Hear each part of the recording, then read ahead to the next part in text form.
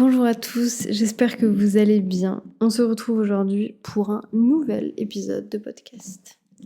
Dans l'épisode d'aujourd'hui, j'ai envie de tenir mon micro comme ça pour me sentir un petit peu comme une chanteuse, mais également de vous parler d'un des sujets que j'adore. D'ailleurs, j'en ai déjà parlé dans une précédente vidéo. J'ai essentiellement parlé du fait de la partie discipline, mais j'ai envie de vous parler d'autre chose aujourd'hui. Comme vous l'aurez vu au titre de ce podcast, j'ai envie de vous parler du fait que la motivation n'existe pas, que vraiment ce n'est pas quelque chose qui existe et qu'à partir du moment où on en a conscience, on est capable de faire plein de choses, mais surtout des grandes choses. La motivation concrètement c'est quoi ? C'est dans votre tête et c'est complètement allié à vos émotions. Ce que je veux dire par là, c'est que suivant l'état d'esprit dans lequel vous êtes, votre motivation va être complètement différente. Si vous êtes en joie, si la chose en face de vous vous amène de la joie, vous allez être motivé. Vous allez avoir envie de faire la tâche en particulier. A contrario, si vous êtes triste, là c'est carrément l'anti-motivation. Vous n'avez pas envie de faire les choses, vous n'avez pas envie de travailler, vous avez envie de faire rien du tout. Ensuite, on a la colère. La colère, c'est un peu cette motivation par revenge, où on va se dire je suis mieux que cette personne-là, je vais lui montrer de quoi je suis capable. Et après, derrière, on va aussi avoir la motivation par la peur. Et ça, c'est limite la plus importante.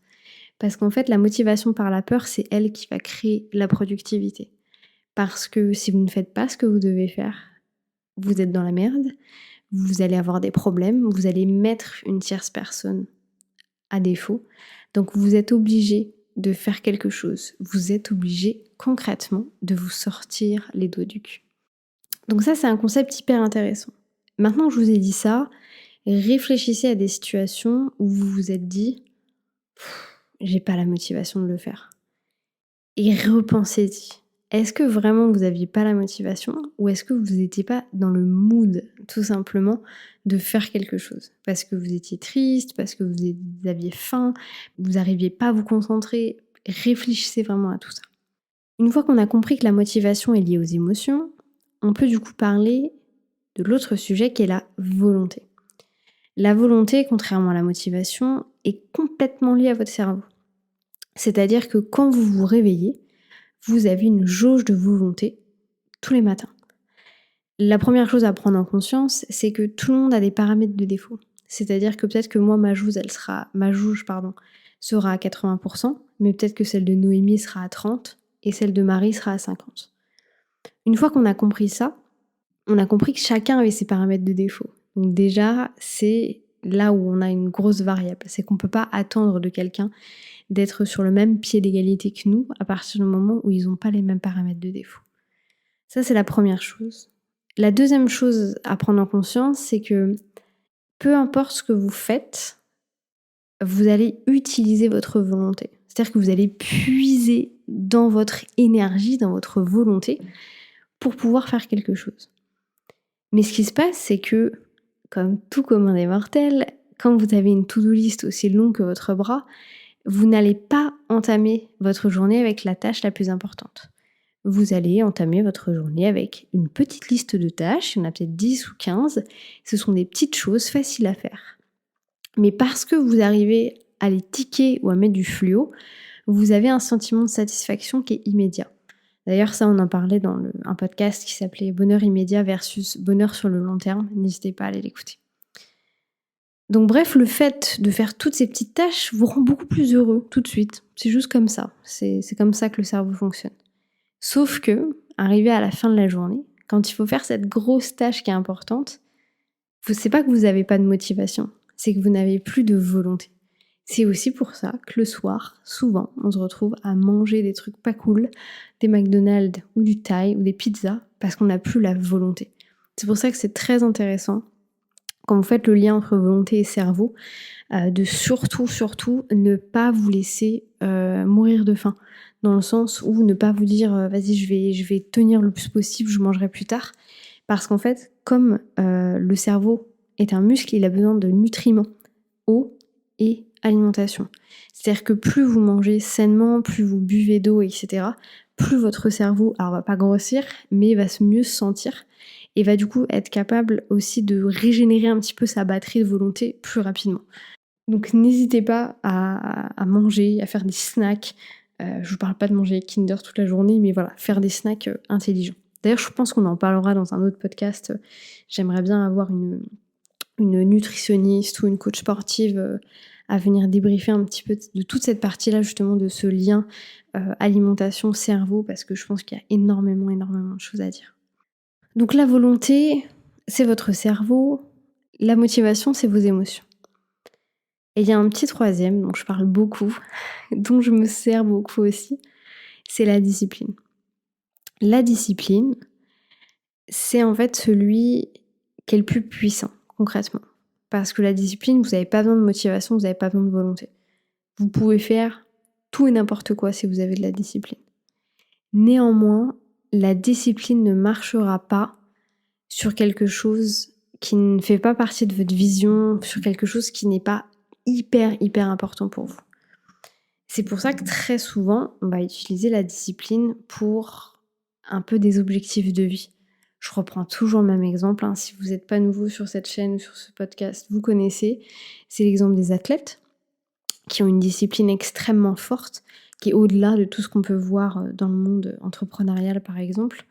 Ils ont une discipline tellement forte parce qu'ils ont des objectifs tellement compliqués à atteindre. D'abord, il faut être le premier. Ensuite, il faut être le meilleur. Ensuite, il faut être le meilleur du département, du pays, du monde. Il faut aller au JO. Il faut gagner les JO. Il faut avoir le bronze, il faut avoir l'or, il faut avoir l'argent. Après, il faut continuer à avoir l'or. Après, il faut battre son propre record. Et c'est des gens qui ont une discipline parce qu'ils ont un objectif de vie tellement fort. Alors, je dis pas que vous pouvez pas le faire sur l'entrepreneuriat, ce genre de choses, pas du tout. Mais c'est différent. Ça va pas avoir le même impact, ça va pas vous permettre de faire les mêmes choses. Donc c'est c'est beaucoup plus compliqué en fait à mettre en place. C'était tout pour ce podcast. J'avais juste envie de vous partager ces 3 notions qui pour moi sont extrêmement importantes. À mes yeux, elles ont besoin d'être dites et elles ont besoin d'être comprises. On ne peut pas dire j'ai pas la motivation de faire quelque chose parce qu'encore une fois, ça n'existe pas. Alors peut-être que oui, on est triste et que du coup, on n'a pas envie de faire une tâche ou on n'a pas envie de faire quoi que ce soit d'autre. Mais en fait, c'est aussi important de se rendre compte que quand on n'a pas la motivation de quelque chose, ça veut dire qu'il y a une émotion qui est imbriquée là-dedans. Et du coup, d'essayer de comprendre cette émotion, d'essayer de voir si justement cette émotion ne devrait pas être comprise, cette émotion ne devrait pas être travaillée, etc. Et si on fait le lien avec la volonté, par contre, on peut dire concrètement, alors je dis pas que vous pouvez pas dire que vous n'avez pas de motivation, hein, c'est pas ce que j'essaie de vous faire comprendre. Mais par contre, on peut dire qu'on n'a plus de volonté. On peut dire j'ai plus de volonté, j'ai plus envie de le faire, parce que ça c'est vrai, parce que c'est vraiment une jauge qui se vide au cours de la journée. Donc forcément, ça va être quelque chose qui peut être mis en place. C'était tout, j'ai pas d'autres choses à vous partager. J'espère que ça vous aura appris certaines choses. Je vous conseille grandement de réfléchir à des aspects de votre vie, de voir si effectivement à des moments vous avez manqué de volonté, manqué de motivation ou que vous avez justement mis en place de la discipline. Je pense qu'on en reparlera, dans tous les cas on en reparlera énormément, mais de chacun de ces sujets-là, je pense que je vous donnerai des exemples un peu plus concrets, que ce soit des exemples de ma vie à moi ou d'autres personnes. Je pense en particulier au sport, à l'alimentation, ou même à l'organisation, parce que ça en fait partie, hein, qu'on se le dise. Parfois, moi aussi, j'ai pas envie de faire quelque chose le lundi matin à 8h. Mais c'est pas que je me force, mais encore une fois, voilà, j'ai une vision tellement long terme que mon bonheur long terme m'intéresse plus que mon bonheur immédiat. Si vous n'avez pas déjà si vous n'avez pas déjà écouté ce podcast, n'hésitez pas à aller le voir. Je crois qu'il s'appelle Bonheur immédiat versus bonheur long terme. Vous pouvez le retrouver un peu partout. Moi, je vous laisse là-dessus. Je vous souhaite une bonne journée, une bonne matinée, une bonne soirée. Peu importe quand est-ce que vous allez écouter ce podcast. Et je vous dis à bientôt pour un nouvel épisode.